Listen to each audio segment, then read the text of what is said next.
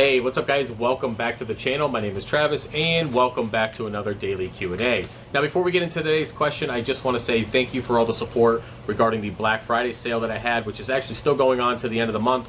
I will put the link to the 25% off in the description or the comment section, one or the other.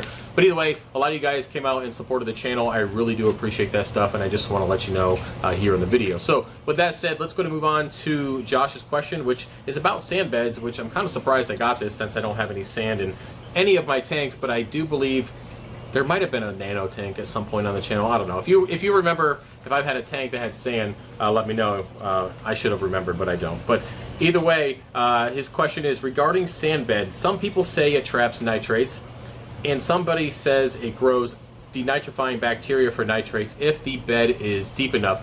Which is more true? Well, they're both true, because in order to grow denitrifying bacteria, you need to have nitrates in the sand bed for that to happen. Now, back way before I started, you know, it's only been like about 6 years, so way before me, they really, or people in the hobby really like to have a lot of rock and a lot of sand in their tanks, mainly because the equipment that we had just wasn't good enough to process nitrates and phosphates efficiently. So having a lot of rock and a lot of sand allowed that denitrifying bacteria to process nitrates and eventually turn it into nitrogen gas, which then bubbles out through the rock or the sand out of the tank. So even though that process happens very slowly, and it's not something that I would really necessarily depend on for a current setup or a current system to be really efficient, but it does happen.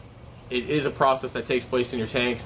Now, as of late, with our new equipment, with new skimmers and new types of chemical filtration, and just our overall methods have changed with the hobby, so a lot of us aren't actually having deep sand beds. Now, what's considered a deep sand bed? Well, from what I read, because I've never personally had one, it's between 4 and 8 inches. So anywhere in between there is considered a deep sand bed.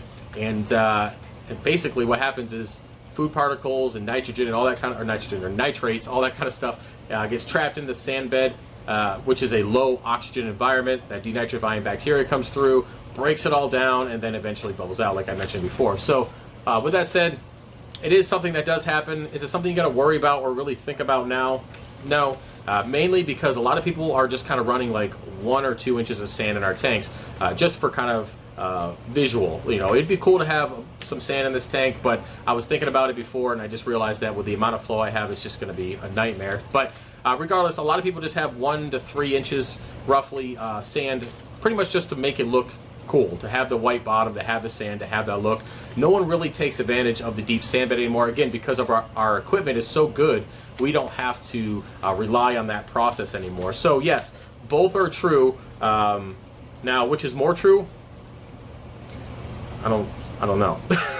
I know it sounds like I mean, they both are part of the process. Now, I will say, if you have sand that's not very fine, it's kind of coarse, it has, I don't know if in freshwater, you guys remember using like pebbles and having to go in there with our siphoning hose and get all the fish poop in and out of the pebbles and stuff. I remember doing that back when I had freshwater. If you're not having sand that's that coarse, you don't really have to worry about too much stuff getting trapped in the sand bed.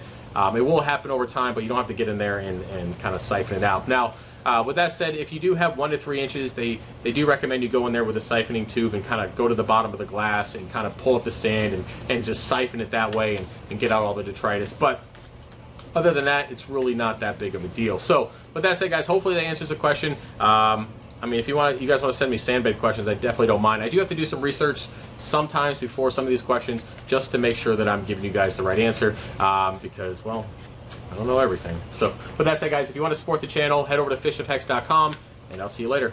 Peace.